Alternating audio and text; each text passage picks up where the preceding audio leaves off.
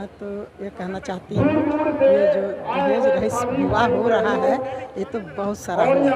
और पटेल जी ऐसे जो हैं कि इतना शादियों का उन्होंने इतना मतलब भवभीत करते हैं कि सराहने योग्य होते हैं। और अगर पटेल जी ऐसा 2-4 लोग यहाँ पर हो जाएं तो किसी की बेटियाँ और किसी की लड़कियाँ दहेज उत्पीड़ित और जलाई नहीं जाएगी। इसके लिए मैं अपने पटेल जी को बार बार बधाई देती हूँ। जय हिंद, जय भारत। मेरा नाम सोनल श्रीवास्तव में मैं सदस्य क्या हूँ। कहना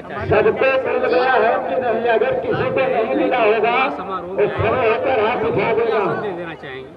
मैं लोगों को ये संदेश देना चाहती हूँ और मैं खुद को भी आज ये बोलना चाहती हूँ कि आए दिन आगे से ऐसा प्रोग्राम होगा तो मैं अपने तरफ से जो मेरे से हो सकता है मैं उसमें ज़रूर सहभागी रहूँगी।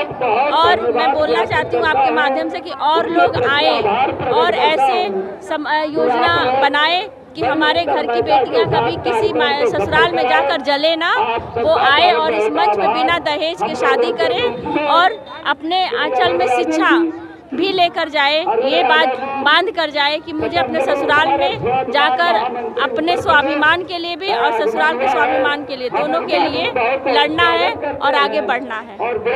हम लोगों को सर आपका परिचय देते हुए आज शादी समारोह में दहेज रहित शादी समारोह में उपस्थित हुए, क्या कहना हूँ? मैं विद्यासागर पटेल पेशे से एक शिक्षक हूँ और सामाजिक सेवा में भी अग्रसर रहता हूँ। मैं इसी गांव के रहने वाला हूँ, यही मेरी जन्मभूमि है। वर्तमान में मैं कहीं और रहता हूँ, लेकिन यह कार्यक्रम 2001 से शुरू किया गया है। हर साल 501 जोड़ों का लक्ष्य रहता है, लेकिन लगभग 150 से पौने 200 शादियां हर साल हो जाती हैं। इस बार भी 112 जोड़ों की शादी हो रही है और जो इस शादी के आयोजक हैं मेरे ग्रैंडफादर लगते हैं। हम लोग उन्हीं के संरक्षण में, उन्हीं के रहनुमाई में समाज में हम लोग कुछ काम करने का काम करते हैं। अगर ऐसी शादियां हमारे समाज में होती रहे तो गरीब और अमीर दोनों तबके के लिए बहुत ही रिलीफ होगा। मान लीजिए 112 जोड़ा शादियां हो रही हैं, पर शादियों का 2 लाख रुपए ही खर्चा मान लीजिए, तब भी इन गरीब परिवारों का बहुत पैसा बच गया है। और यह बिना दहेज की शादी होती है। इस शादियों में कोई दहेज नहीं लिया जाता है, ना लोग देते हैं। हमारे संस्थान से हर जोड़े को 3 थान जो है कि जेवर दिया जाता है, कपड़ा दिया जाता है, बर्तन दिया जाता है और जो है कि विदाई के वक्त मिष्ठान दिया जाता है। और यह समाज के लोग आदरणीय नेताजी के संरक्षण में यह योगदान देकर अपना काम करते हैं।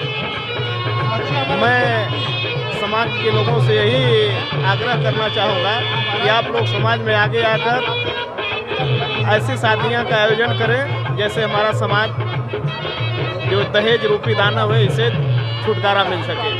धन्यवाद। मैं डॉक्टर रमेश चंद जन सेवा हॉस्पिटल बढ़लन से आया हूँ।